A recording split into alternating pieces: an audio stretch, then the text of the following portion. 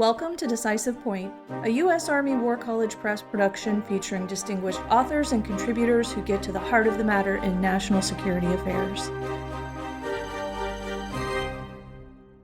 The views and opinions expressed on this podcast are those of the podcast guests and are not necessarily those of the Department of the Army, the U.S. Army War College, or any other agency of the U.S. government. Decisive Point welcomes Mr. Bert Tussing and Colonel Benjamin Leitzel, who co-edited Contested Deployment with Dr. John Eric Powell. Tussing is the director of the Homeland Defense and Security Issues Group at the U.S. Army War College Center for Strategic Leadership. He holds a bachelor's degree in English from the Citadel and master's degrees in National Security and Strategic Studies from the U.S. Naval War College and in Strategic Studies from the U.S. Army War College. He is a distinguished graduate of the Marine Corps Command and Staff College. Powell is a visiting professor assigned to the U.S. Army War College as the liaison officer from the Homeland Defense Civil Support Office at the Maneuver Support Center of Excellence at Fort Leonard Wood. He holds Bachelor of Science degrees from Western Carolina University and Colorado State University, master's degrees from the Medical University of South Carolina, the Naval Postgraduate School, and the University of South Florida, and a doctorate from the University of Tennessee at Knoxville. Leitzel, U.S. Air Force retired, is a professor at the U.S. Army War College, where he oversees senior leader cyberspace education and leads the college's cyber working group. Thank you both so much for joining me. We're here to talk about your work, Contested Deployment. The assumption the homeland will provide a secure space for mobilization and deployment is no longer valid, and Contested Deployment not only affirms this, it offers suggestions to mitigate concerns about this topic. For clarity, what's the working definition of contested deployment in this context?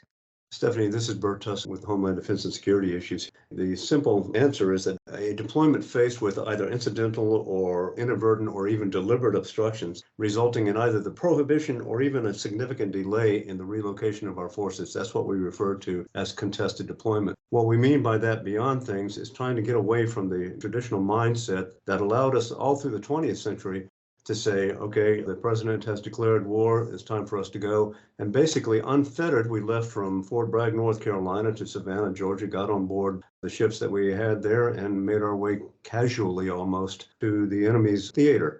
If anyone thinks it's going to go like that again, I'm afraid they're in for a real disruption in their thinking.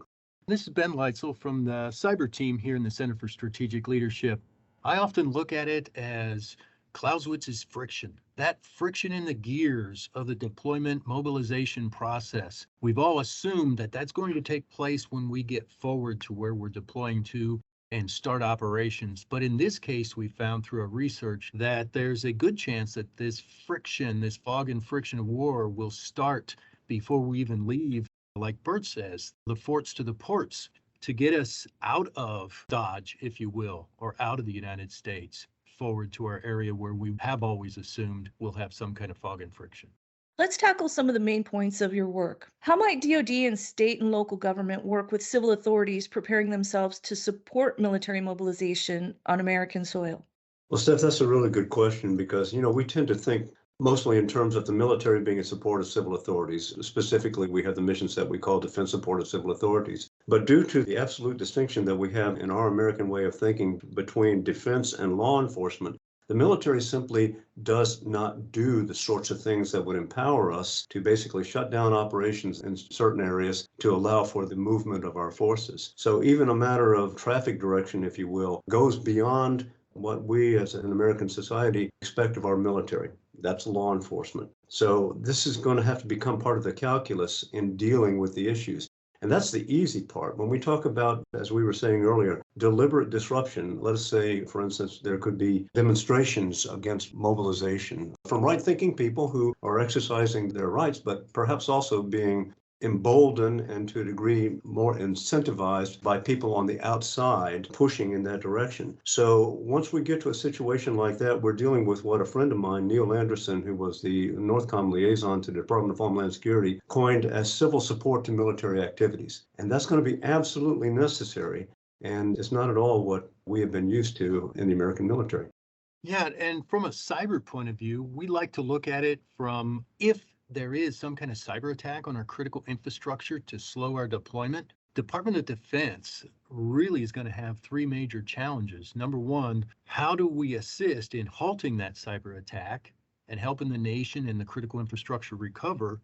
In this case, how do we deploy forces while we're having some kind of impediments to the flow? And then, as Bert discussed, how do we support and how does the civilian community support us? So we could expect if an adversary attacked our critical infrastructure in some main ports, transportation, maybe electrical grid goes down, it will definitely impact our deployment. But we're going to have forces available to help our citizens of the nation try to respond and recover from that as we try to deploy out of the United States. So three major challenges there that we see. Strategic seaports. There are 22 of them across the United States. How do they fit into this scenario? Well, Stephanie, the strategic seaports have been very carefully selected based upon their ability for throughput, as the logisticians would call it, for their connection with strategic lines of communication, including the highway systems, especially the strategic highway network that is part of the overarching interstate system in the United States, and their basic capabilities on board the port structures themselves. The thing to keep in mind, though, is that of these 22 quote-unquote strategic seaports, 17 of those are what we refer to as dual-use seaports. So constant commercial activity going into and out of those places. So once again, this is not a scenario where we even imply momentarily that the military is in charge of everything that's going on here. We are frequently part of the guest, if you will, of the civil host of what's going on. So that plays very heavily in our calculus. Yes, and we have a great example of that. Within the last 6 months or so, we saw massive backups at ports of Los Angeles and on the California coast there. Those were just naturally due to a backup of supply chain issues without, at least us knowing it, any adversary trying to manipulate the process. So we can see a real world example of this and what might happen if the adversary gets involved, if Mother Nature gets involved, and or if we just have some logistics failures on ourselves. One of the things that we've also got to think about as we talk about the combination of commercial and the military is the commercial entities that we work with work in terms of a business mindset, if you will. And so much of what we do, not only in the ports, but in the lines of communications and in storage and everything else, is based upon that just-in-time mindset, right? Well, that works out very well if things are working well and in a peacetime environment and in a business-type environment. But as you saw in our study, we were focusing on the requirements well beyond the norm. We have to balance the question of quote-unquote efficiency against effectiveness and get back to the business of, well, where's the redundancy in our system? Because we may need that sort of thing. Not the sort of thing that Amazon wants to deal with daily, but we're certainly going to have to be facing it. Backing up a little bit, going back to cyber and seaports, what would the impact of cyber attacks on seaports, ship transportation, and rail lines be?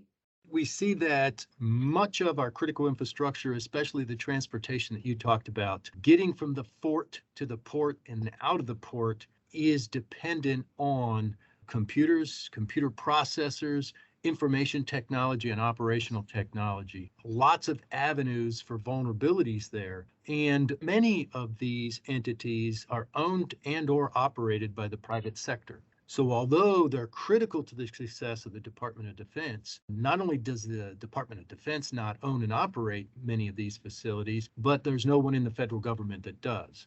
So we're dependent upon private sector to ensure they have the highest standards of cybersecurity.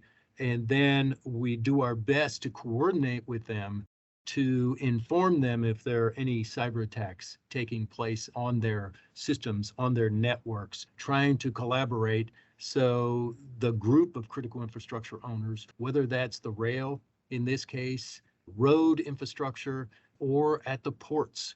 And the ports are extremely complex, from trucks and rails coming into the port, the offloading of equipment at the port, the onloading onto the ships. And then if you envision it as air traffic control for airplanes, there's a maritime traffic control that gets in and out of the ports, through the bays and out into the open waters. So it's an extremely complex computer run, if you will, operations system and systems of systems. Lots of vulnerability points, lots of areas where an adversary that's dedicated and has the time can try to probe into our systems. So We need to do our best as a whole of nation, beyond just the government, because the government doesn't run these, to try to ensure cybersecurity. Cybersecurity for the efficiency of our industry and our private sector, like Bert said, and for the effectiveness of our Department of Defense, our Department of Homeland Security. How will the response to cyber attacks be handled? And are we prepared for this possibility given the current organization of DoD cyber units? Yes, that's part of what we tried to explore. When we started our research from the cyber point of view, we really went in from a can, may, and should perspective. The first question we asked was, can Department of Defense cyber protection teams, cyber defenders, protect critical infrastructure, as I said before, that's owned and operated by private sector on the most part? Then may we do it? Are there laws on the books that either allow us, require us, or prohibit us from responding to this? And then finally, should we do it? Are there others that are empowered to do it? As we looked at this, discussed it with other subject matter experts around the nation, we found that many of these critical infrastructure owners from the private sector had their own cybersecurity teams, and they would be the first responders, if you will. Then critical infrastructure owners have mutual assistance programs and information and sharing and analysis centers where they'll bring in other cybersecurity professionals from their core industry to help them. After that, they can go out to the internationally acclaimed cybersecurity vendors. If there's a failure there, then they can reach out to the Department of Homeland Security, the Critical Infrastructure Cybersecurity Agency, for their experts. And finally, if DHS needs help, they will reach out and request Department of Defense support. So as you can see, it's not immediate that the Department of Defense cavalry is going to come to the rescue. It's a lot of on-call, being prepared, and that our defense intelligence is aware of the attacks either before or while they're taking place, so we can mitigate those problems before they become critical challenges.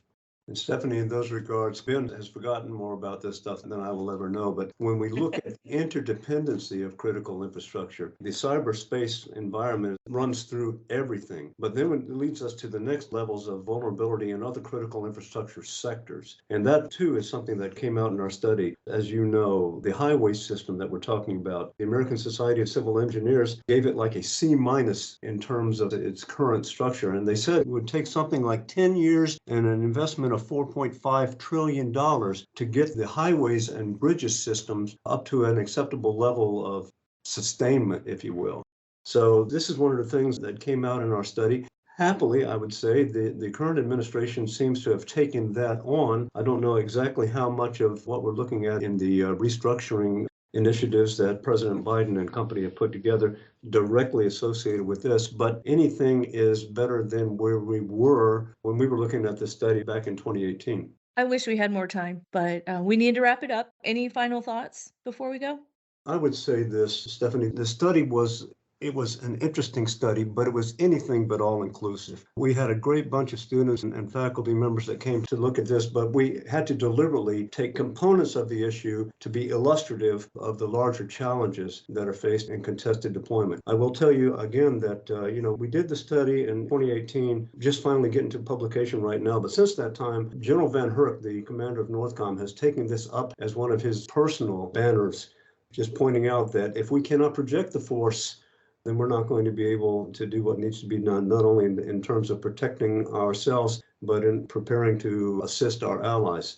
What he refers to as left of launch is something that we're going to have to be focusing more and more on.